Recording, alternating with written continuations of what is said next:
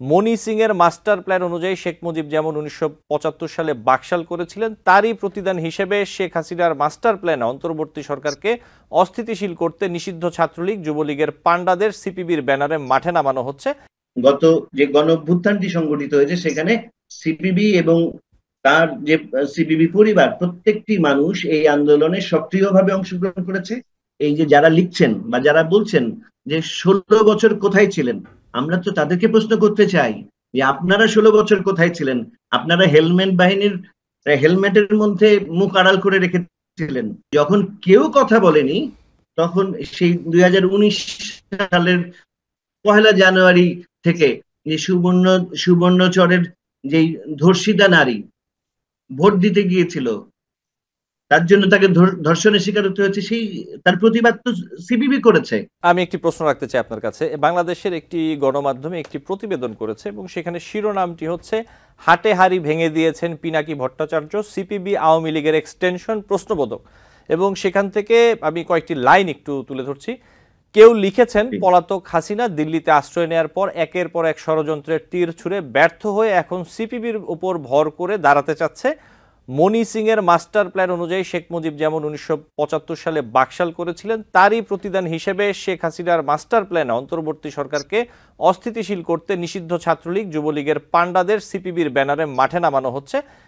এই ব্যাপারে কি বলবেন? পিনাকি ভট্টাচার্যর সাথে আসলে সিপিবির কি বিষয়টি, অথবা সিপিবির বিরুদ্ধে এই যে পত্রিকা একটি প্রতিবেদন সিপিবি আওয়ামী লীগের এক্সটেনশন, এ ব্যাপারে আপনি কি বলবেন মানবন্ধুদের? ধন্যবাদ। মানে একটা খুবই অসাধারণ প্রশ্ন। কারণ হচ্ছে, ধরেন সিপিবি যদি আওয়ামী লীগের এক্সটেনশন হতো তাহলে উত্তরায় আন্দোলন করতে যে মাহমুদুল হাসান রিজভী কে শহীদ হতে হতো না, মানিকগঞ্জের রফিকুলকে শহীদ হতে হতো না, অথবা সিরাজগঞ্জের প্রদীপ ভৌমিককে শহীদ হতে হতো। এই আন্দোলনে গত যে গণ অভ্যুত্থানটি সংগঠিত হয়েছে সেখানে সিপিবি এবং তার যে সিপিবি পরিবার প্রত্যেকটি মানুষ এই আন্দোলনে সক্রিয়ভাবে অংশগ্রহণ করেছে। সেখানে সে তার সহযোদ্ধারা, কমরেডরা শহীদ হয়েছেন। এবং আপনার ধরেন এর পরবর্তীতেও মানে এই যে এখন যারা বলেন যে এই যে যারা লিখছেন বা যারা বলছেন যে 16 বছর কোথায় ছিলেন, আমরা তো তাদেরকে প্রশ্ন করতে চাই যে আপনারা 16 বছর কোথায় ছিলেন? আপনারা হেলমেট বাহিনীর হেলমেটের মধ্যে মুখ আড়াল করে রেখেছিলেন এবং সেই হেলমেট বাহিনীর আক্রমণের শিকার তো আমরা হয়েছি। এবং যখন কেউ কথা বলেনি তখন সেই 2019 সালের 1 জানুয়ারি থেকে যে সুবর্ণচরের যেই ধর্ষিতা নারী ভোট দিতে গিয়েছিল, তার জন্য তাকে ধর্ষণের শিকার হতে হয়েছে, সেই তার প্রতিবাদ তো সিপিবি করেছে। তার প্রতিবাদ তো আমাদের সহযোদ্ধারা করেছে।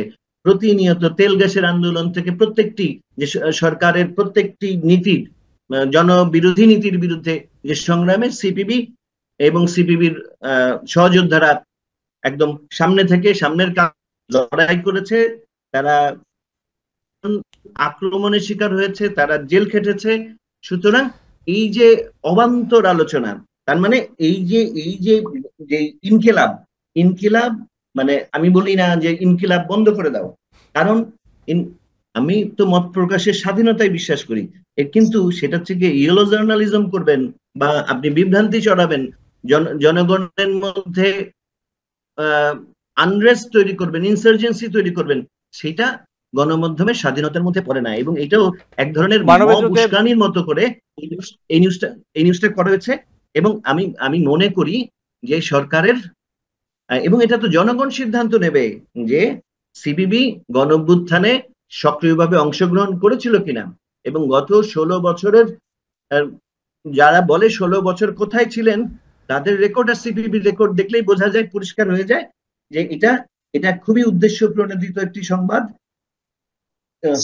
2014 সালের যে একতরফা নির্বাচন, সেখানে আওয়ামী লীগকে জাস্টিফাই করতে, তাকে লেজিটিমেট করতে কিন্তু সিপিবি যায় নাই। 2024-এর নির্বাচনেও সিপিবি সেখানে আওয়ামী লীগের পক্ষে দাঁড়ায় নাই। এবং সে তার অবস্থান থেকে, রাজনৈতিক অবস্থান থেকে সেই আওয়ামী লীগ সরকারের বিরোধিতা এবং তার ফেসিস্ট হয়ে ওঠার প্রত্যেকটা পরতে তাকে প্রতিহত করার চেষ্টাটা, এবং সে তার কর্মীরা জীবন দিয়েই করে এসেছে। এবং এবং এখন ধরেন একটা খুব ইন্টারেস্টিং বিষয় একটু আমি জানাই আপনাদেরকে, যে যখন আমরা গত 16 বছর আমাদেরকে আওয়ামী লীগের পক্ষ থেকে বলা হতো বামাতি, যে কারণ বাম জামাত মিলে একাকার হয়েছে, আমাদেরকে বিএনপি জামাত অমুক তমুক আরো অনেক মানে উপাধ্যায় আখ্যায়িত করা হয়েছে আওয়ামী লীগ এন্ড থেকে। আর এখন যখন আমরা মানে এই গণঅভ্যুত্থানের বাংলাদেশটি প্রত্যাশা করছি, যখন আমাদের রক্ত দিয়ে এই গণঅভ্যুত্থান এটা বাংলাদেশটা প্রত্যাশা করছি, এবং সেইখানে তখন তারা আমাদেরকে আওয়ামী লীগের ফ্যাসিস্ট আওয়ামী লীগের দোসর বানানোর চেষ্টা হচ্ছে, এবং এই চেষ্টা তারা করতেই পারেন, কিন্তু এই চেষ্টা আওয়ামী লীগ করেও সফল হন নাই, এবং তারা করেও এই জায়গায় সফল কাম হবে না, একটা বিষয়। আর 2 নাম্বার বিষয় হচ্ছে যে ইনকিলাবের যে ক্যারেক্টার, এটা বাংলাদেশের মানুষ জানে, এবং তাদের শুরু থেকে এই পর্যন্ত তাদের হিস্ট্রি জানে, এবং তারা কোন পক্ষে অবস্থান করে সেইটিও জানে। সুতরাং এইটা নিয়ে আমরা খুব বেশি চিন্তিত বা উদ্বেলিত নই।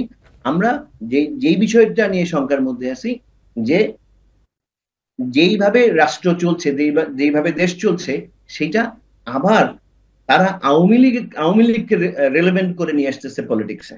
মানে এটা একটা ভয়ঙ্কর, যদি এই গণঅভ্যুত্থানের যে আকাঙ্ক্ষা সেটা যদি কোনো কারণে ধূলিসাৎ হয়, দেশ আরেকটা ভয়ঙ্কর নৈরাজ্যের মধ্যে পড়বে, এবং আমরা কোনোভাবেই সেটা চাই না। তার জন্য আমাদের যা যা করার আমরা সেই পদক্ষেপ নিতে আমরা প্রস্তুত আছি, আমাদের সহযোদ্ধারা সেই প্রস্তুত আছে। নিউ ইয়র্ক থেকে সম্প্রচারিত TVN 24 টেলিভিশন, বিশ্বজুড়ে বাঙালির কণ্ঠস্বর।